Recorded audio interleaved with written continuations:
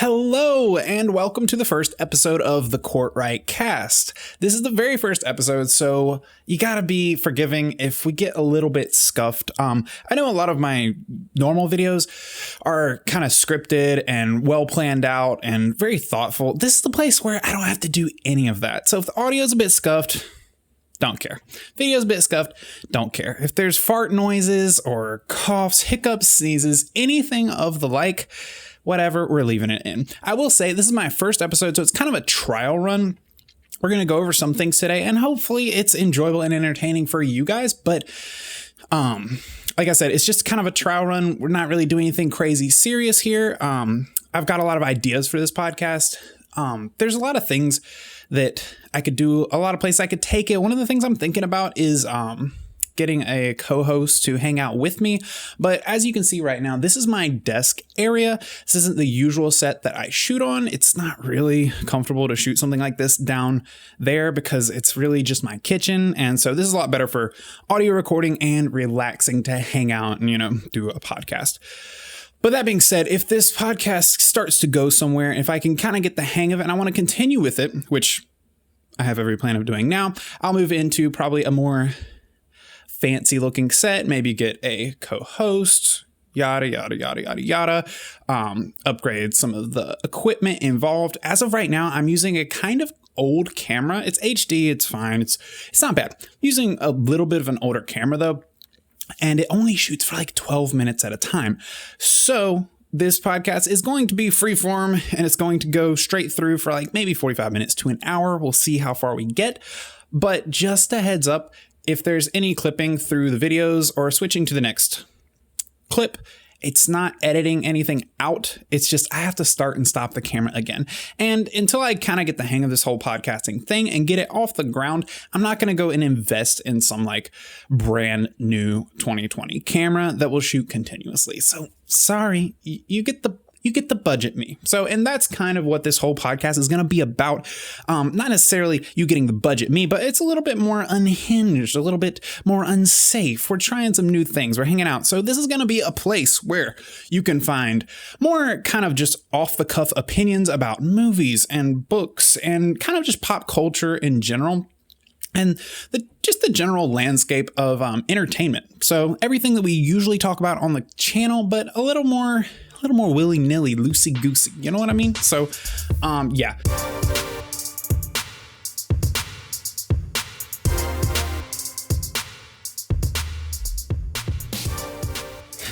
Sorry for the long intro. I'll go ahead and kind of just jump right into it. The first thing I want to talk about today is Christopher Paolini.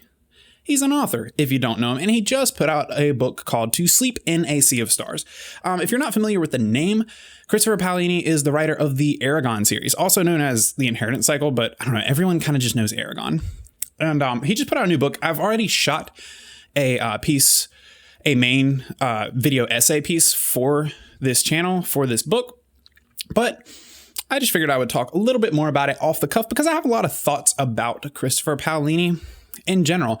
And he's a bit of a controversial author, not controversial, but like people have a lot of opinions about him. He's not done anything wrong. Like he's not like a hated author, but people have a lot of different thoughts and conflicting opinions. There's a lot of disagreement about his work out there. So I figured I would shoot my opinion and some thoughts about him into the void, if you feel me.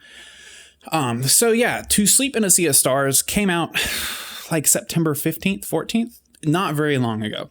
And I have it right here. This is a monster book. It is gorgeous. It looks beautiful, but it is very thick. It's like 900 pages. And his books usually have kind of big type. This isn't that big. So they do take up a lot of pages. But yeah, this is his first release since completing the Aragon series or Inheritance Cycle. I don't really know what it's best to call it that, but I'll just run with whatever I feel like. Because like I said, we're willy-nilly, whatever. It's the first thing that he's released since completing that series in, God, it must have been like 2013, 2014. It's been forever since he finished that series. And he did release one book of short stories that were set in the Eragon universe, but I don't really count that as like a full novel because I read it and it was pretty decent, but it wasn't really a big release, wasn't really the kind of place where you discover an author, or it's not something I would consider to be like a big piece of work. It wasn't necessary for you to read unless you're just kind of a big fan of him. I read it. It was solid. It was just kind of short fiction. If you're interested in the universe, it was worth reading. It was called The Fork, the Witch, and the Worm. And I think it came out maybe 2 years ago. Yeah, it might have been 2 years ago. But yeah, nothing really substantial. It was all right. It was worth reading if you enjoy Eragon, but nothing substantial. So I don't count that. So I call To Sleep in a Sea of Stars the first release since finishing up the Eragon series. And the Eragon series is an interesting topic because I read these books before I was really into writing and really into reading a lot in general. So my opinion is a bit conflicted about it, and it's a little bit less of an analytical opinion, but I still stand by it because I'll just start from the beginning. Christopher Paolini is an author that my father found when I was a young boy, and God, I must have been like between 8 and 12, whenever Eragon first came out.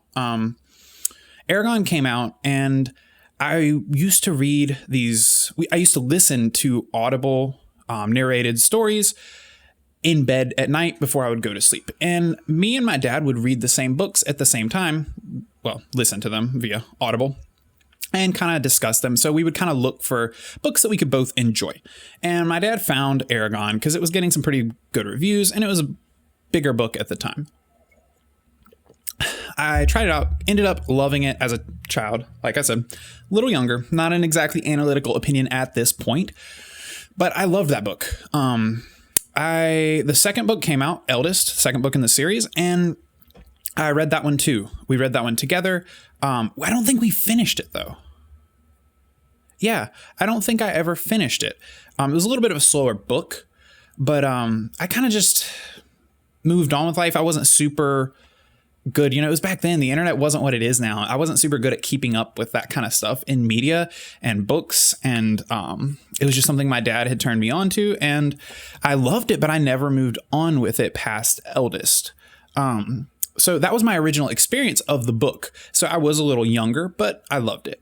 Thing is, a few years back, still before I started really writing or even thinking about story in a deeper way, anything analytical, but I ended up returning to the series because I remembered how much I liked it when I was a kid. And I re-listened to Eragon and Eldest on Audible, maybe 3 or 4 years ago.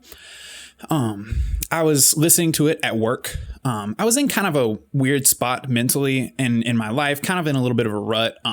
Some stuff had been going on in my life. And so I jumped back into it to kind of get back into something that I enjoyed as a kid, and kind of did it for the nostalgia factor. And I ended up really getting back into the series and really liking it.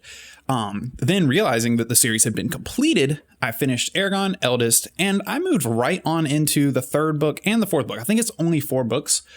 But I can say at the time, I don't know what my opinion would be on it if I read it back now, because I don't remember everything about it, but I really enjoyed that series. And I see a lot of people on BookTube or YouTube in general talking about books and entertainment, and they kind of dunk on Eragon, or they defend Eragon. But what I don't often see as much is people talk about the series as a whole. They kind of just talk about Eragon the book, because the main criticism of Eragon was that it was not original. But that was a criticism, in my opinion, more of Eragon the first book, not the series. And I think that all those criticisms are pretty valid of the original book 1.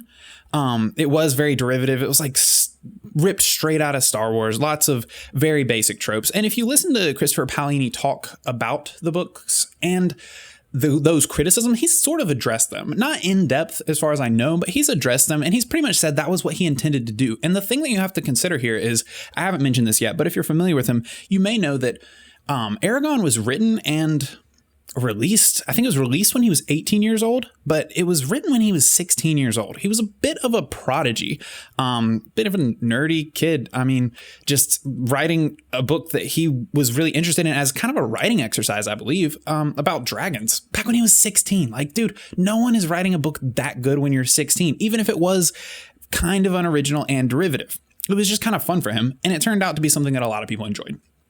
There's a lot of other details surrounding the release of that book that are really interesting to me, like how he self-published it, and Christopher Paolini himself was homeschooled. And for those of you that don't know, which none of you know because I've never talked about it on this channel, I too am homeschooled, and so it does kind of resonate with me, Paolini's story, and I guess like the culture that he may have been raised in, with academics and reading and writing and art, and being able to write your own book and self-publish a book when you're like 18 years old. I don't know. That's super awesome. And I respect that a lot. So basically I ended up, but I also continue to end up giving Eragon a bit of a pass. Not that like it's got a bunch of glaring problems that have to be like looked over. It's just a really enjoyable adventure novel. And you don't read too much into the tropes and the lack of original story arcs in the first book, because you kind of get involved in the world and the characters, which I think he did a good job of. And moving on to the other books, I felt like he moved away from those problems with Eragon and grew up a lot as he was finishing the series. And I don't think a lot of people often talk about how good the rest of the books were. Like I said, I have not returned to these books since becoming a little more analytically minded. So you can take my opinion with a grain of salt, but I really thought that especially the third and fourth books of that series really drove it home. And I recall being incredibly satisfied with the way that he ended the series, as well as like just hooked on the books as I went through them. You look at his author interviews and the ways that he's been talking about the book, he's mentioned that it went through some rough spots and he had to relearn how to write different stories, and he's getting into a genre and getting into a lot of technical details of the sci-fi genre involving like science and space travel and all that kind of stuff that really probably did take a long time to figure out and write. So the book is finally here. It is a sci-fi novel. It's kind of a space opera, kind of about like colonizing planets and aliens and all sorts of things like that. If you're interested in the book, you can check out all the pitches that he's got for it. I'm not going to pitch it to you, but I am going to say that I've been reading it and I'm enjoying it. I finished, like I said earlier, doing a piece for the channel, a video essay that's a lot more analytical, gets into some of the aspects of the opening of the book. It's an anatomy of the opening series, which I hope you guys will enjoy. But yeah, I'm enjoying the book so far. And I just think that Paolini is someone that like, I just kind of like supporting him. And I don't know if it's because like I feel like a kinship between like the fact that I was homeschooled and he was homeschooled as well. But yeah, I enjoy supporting him, and this book is entertaining so far. I think he's a good storyteller. I can't say that the books don't have problems. I can't say that he's the strongest writer I've ever seen, but I like supporting him, and I think this book is interesting. It's got some impressive science. He's done a lot of research and worked really hard to get some of the scientific elements of the technology in this sci-fi world that he's created. Or, well, it's set in our world, but it's like, I mean, he pretty much created the world. So yeah, there's a lot of new elements to it that clearly took a lot of work, and he's very proud of. I've been kind of following the press for this book as it's come out. He's done a lot of interviews, a book tour on YouTube and so forth. And, I mean, I think it's impressive. I think it's worth checking out, and I'm enjoying it so far. It's one of those, reading is so hard. God, trying to read a lot of books. And when you get slammed with 900-page heifers like this, it is so hard to keep up with books. This book ended up coming out when I have the physical copy of the book, but I'm actually not reading the physical copy. I'm listening to it on Audible. I know that's like, it's like such a defilement of reading to some people. Some people like to trash on listening to books, but I have to read a lot of books, and honestly, it just helps if I can get through more books by both reading physical copies of books as well as listening on Audible. So judge all you want. But I bought this book. I pre-ordered it over a year ago, but I ended up getting it on Audible just a week ago when it came out, because I wanted to get into it and start doing some pieces on it and talking about the book. But I'm actually in the middle of another book, and I'm getting slammed with big books. I'm in the middle of a book that I'm loving, which I probably won't do any pieces on, but it's called, got it right here, called Taiko. It's by Eiji Yoshikawa. I hope I'm not butchering that name. I already did a piece, Book of the Week piece on Musashi by the same author. It's a samurai novel. And most of what this author did, he's an older author. I think this book was released in like 1920. But much of his work is about historical. They're kind of like, they're historical novels about kind of feudal Japan and those kind of areas and transitional time periods. I'm not a history buff, so I'm not going to make myself look like an idiot trying to explain it all. But I really loved Musashi, and for some reason, I was just itching for something like that, kind of revisiting Musashi for the video that I did on it. And I ended up finding this book called Taiko, which is it's about Hideyoshi, a guy named Hideyoshi, and two other like samurai warlords, and how they kind of united Japan. I honestly haven't even gotten that far into like the historical accuracy of it. Obviously, there's probably some, but he tends to write about historical subjects, but a lot of the happenings in the books are very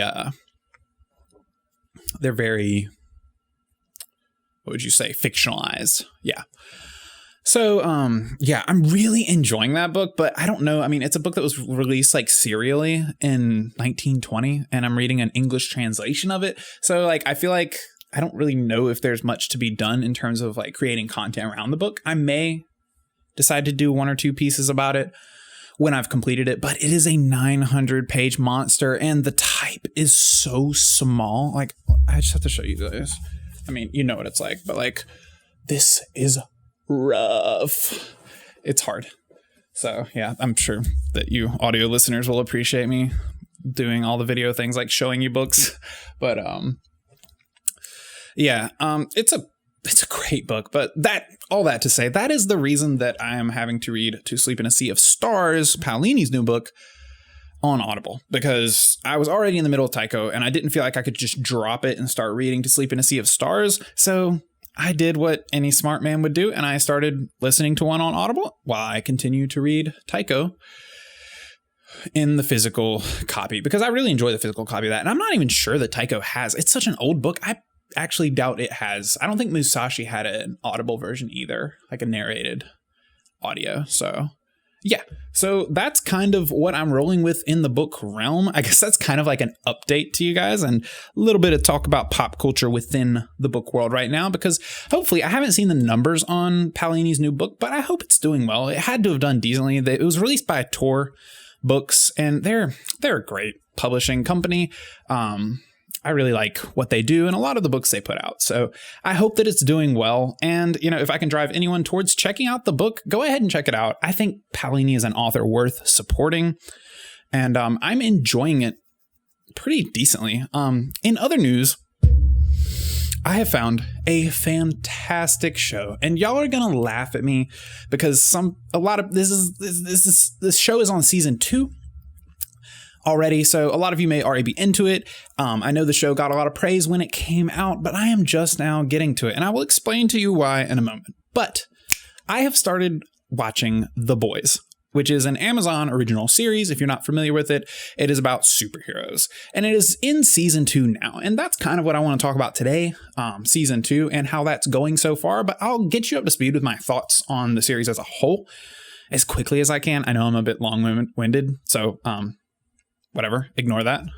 But it's actually funny. When this series came out, I saw the trailers for it. I didn't do a lot of research into the trailers, but I was familiar with everything going on around the release of the show. And quite frankly, even to this day, I'm not a big fan of the way that they market this show. I guess it kind of makes sense, but I'm going to be honest, the marketing really turned me off to this show quite early.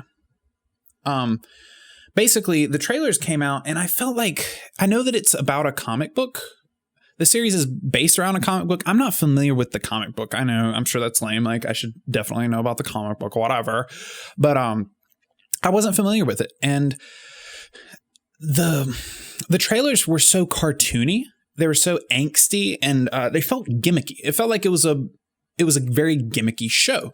And the show does have some gimmicks to it, but in the trailers, that seemed like all it was. And I got kind of turned off by it. I just found the trailers kind of annoying.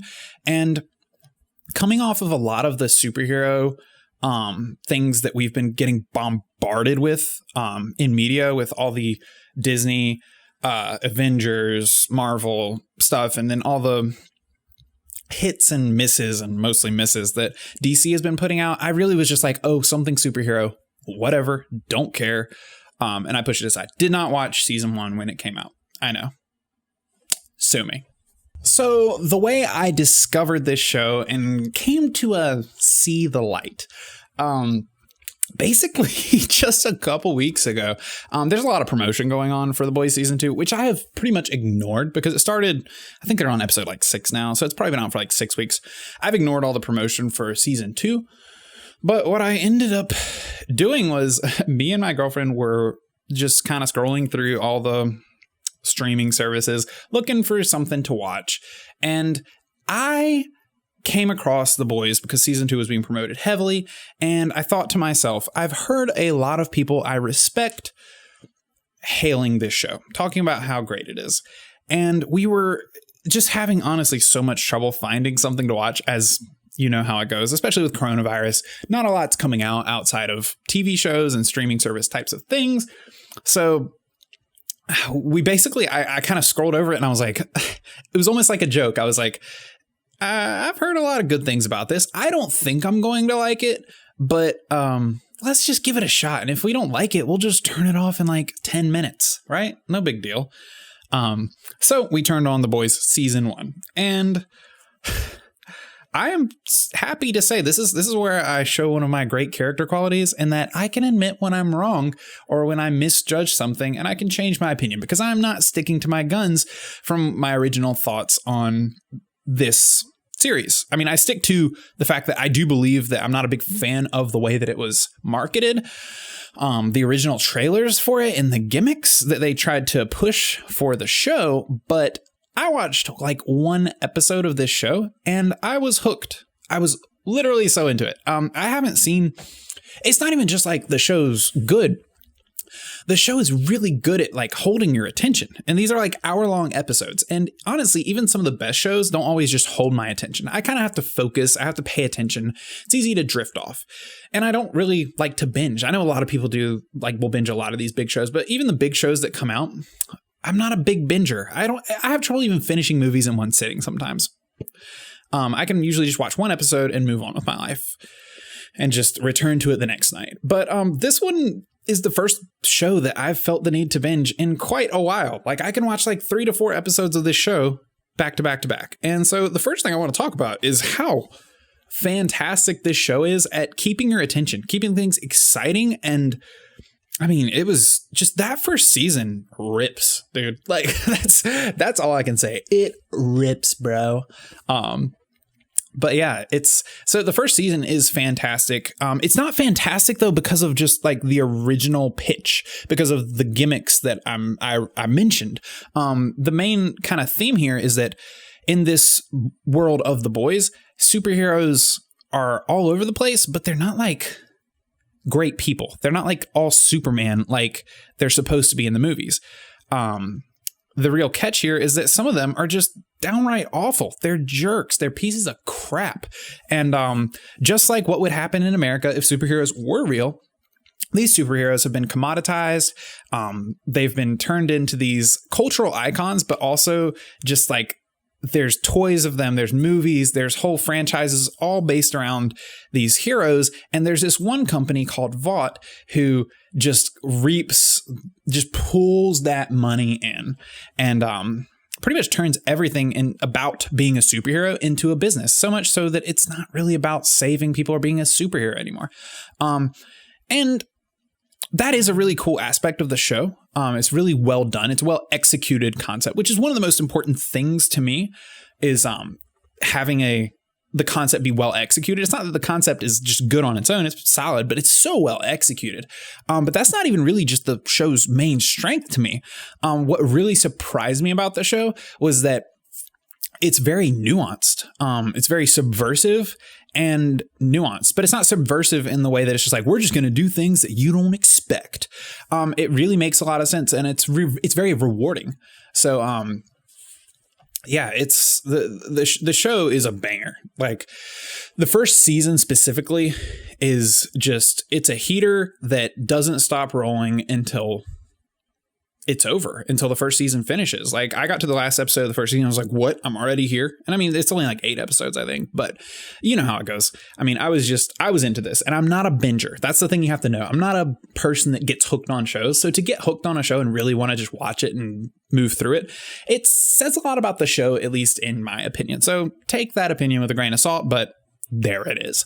But yeah, so what makes this show so cool to me, though, is that it's very nuanced in that it really gives a lot of life and thought and fairness to pretty much all of its characters. And there's some nasty, awful characters. And I'm not saying it humanizes the worst, most evil characters in the way that some other properties could, or in the way that it could. But it just does such a great job of like kind of mixing all these different ideas together to reveal a lot of truths about our society that I think are really interesting. I'm not a big fan often of, especially like current pop culture deconstructions of like toxic elements of US culture. But I think this show does it so well. And that's really why I want to applaud it and talk about it, is because The Boys is so like, it feels really mature. I think that's what it is. It feels like a really mature, nuanced, subversive take on US culture. And it kind of deconstructs a lot of the way that we do things and the way that business works, the way that we handle religions and all sorts of elements. It's not just about superheroes. I guess that's the thing. It's not like just about like, oh, we got bad superheroes because if this was real life, superheroes would be jerks. It's not like that. And I think that's why it shines, because if the show was what I originally thought it was, which was what the trailer seemed to be giving me, which it's unfair of me to just judge it totally based on the trailer like that, but that's what it seemed to be giving me. And it's just not like that. There's so much nuance to it. It's really fair to a lot of the characters and a lot of the points of view on the show. And I think it's well worth a watch. So that's kind of how I caught up to season 2. But obviously, like I said, there's only 8 episodes of season 1. So I was back into season 2 and I am fully caught up on the show as of this week, since the season is still airing. And I wanted to kind of talk about my thoughts on the second season. And now I'm still enjoying this season. So I don't want to like paint it like I'm not enjoying it, but one of the first things that I noticed when season 2 started was that it kind of started off a little rocky. I don't know. Does anyone else feel that way? Like, is that just me? I finished season 1 and it kind of ends on a bit of a cliffhanger. And I came in like, all right, let's know what happened.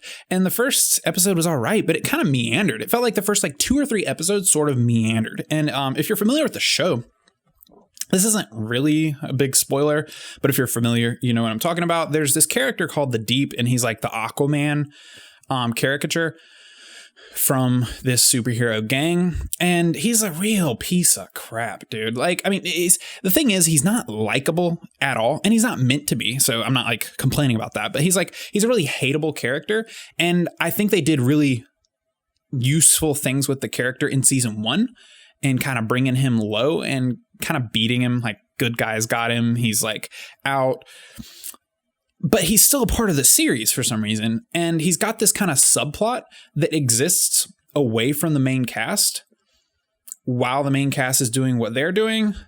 And like season 1 kind of spent some time on it, but season 2, one of my main complaints, this isn't a massive complaint. It's not like this is a big problem, but why are we spending time with this character? This guy is a douchebag. I'm not interested in him. And it's not because he's like not a good character, like not a good guy that I don't like him. He's annoying. He's pathetic. He's a little weasel, and it's like very clear that that's what they want him to be. But I'm like, I'm waiting to see what they're going to do with him, because frankly, right now, I'm just like, why are you here? They keep like flashing over to him where he's like doing things in another town as a superhero, and he's still a piece of crap. He's not becoming interesting. He's not becoming a good guy. He's not like, he's got this arc that's just like goofy. Every time he's in the scene, he's like goofy. And it's not like this isn't a knock on the actor or anything or the show.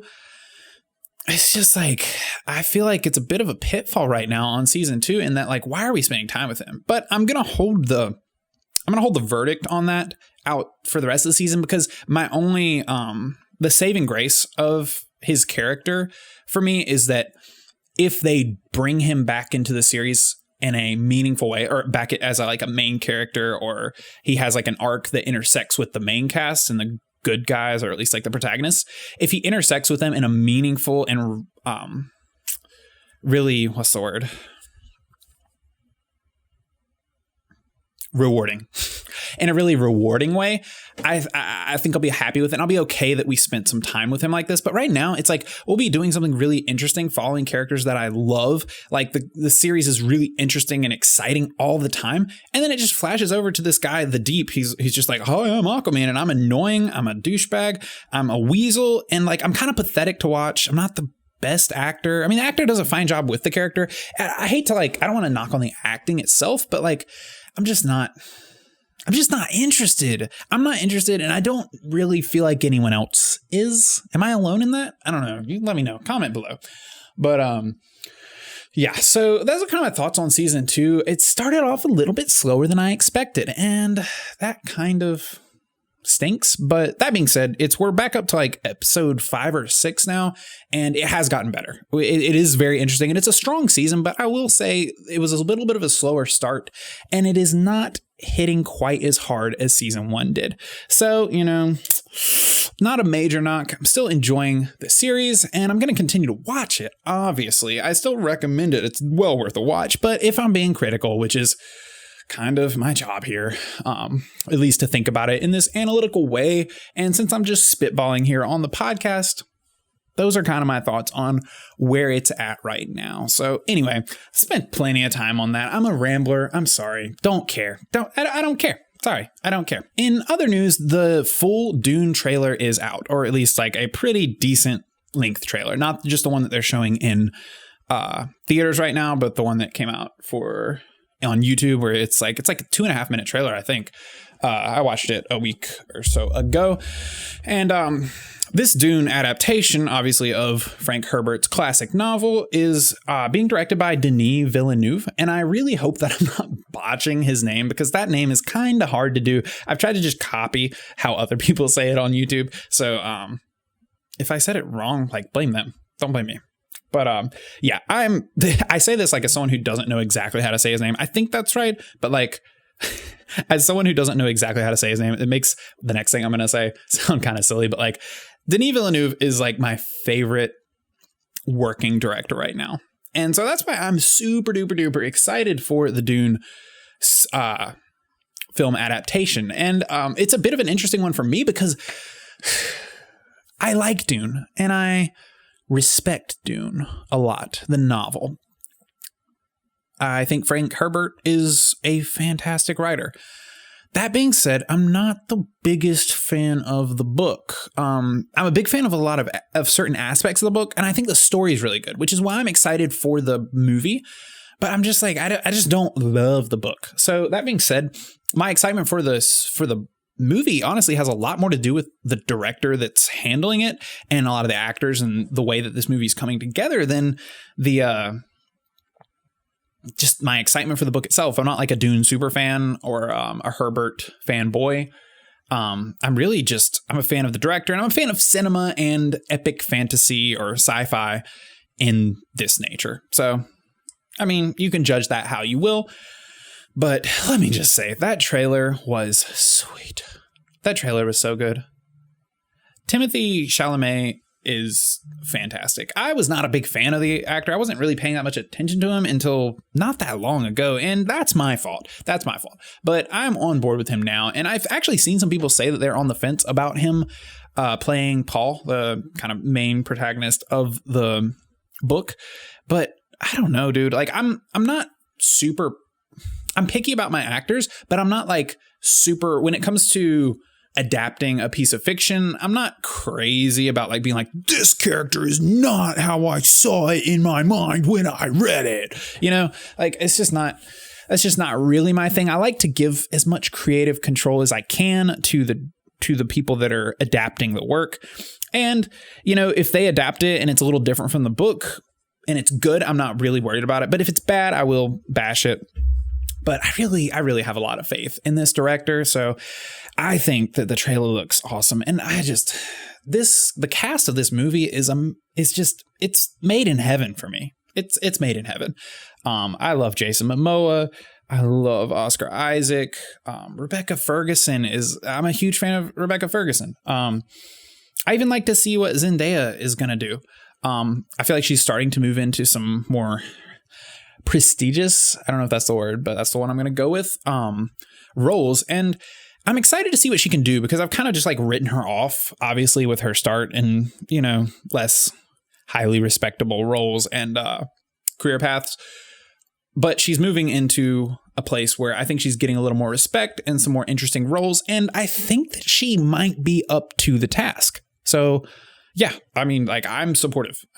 I'm interested in this.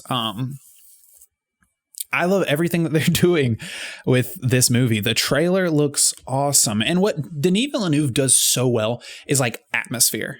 Denis Villeneuve, for those of you that don't know, and for those that do, you'll agree with me.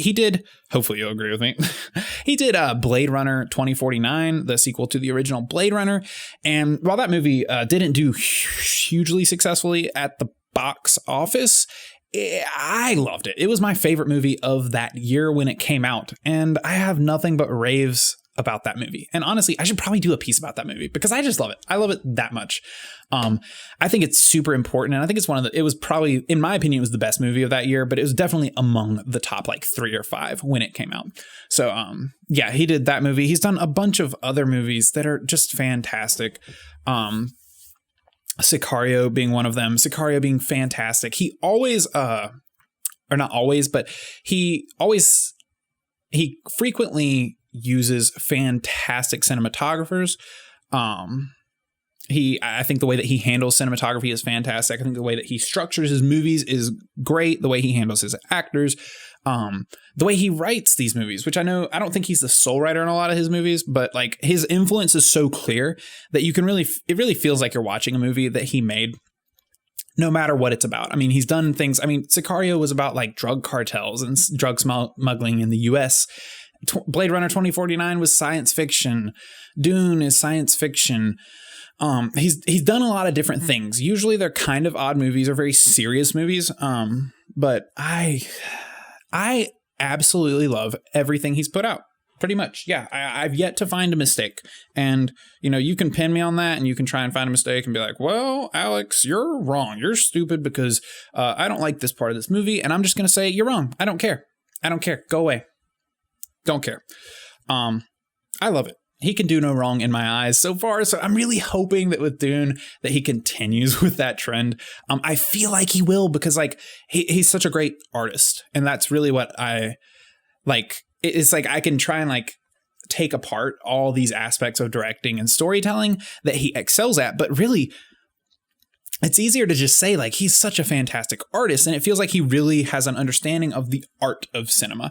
It doesn't really feel like he's making just commercial products, even though some of his movies are a little more commercial. Some of them are like award winners and some of them are a little more commercial, but they're always so well handled. So I'm so stoked to see that movie. The action looks fantastic. A lot of the adapted visuals of the from the book, I think he nailed those. I mean, the way that he even handled the those sandworms, like in the clip from the trailer, the sandworms it looks terrifying. They're towering over these characters, and like that was a great shot to end the trailer on.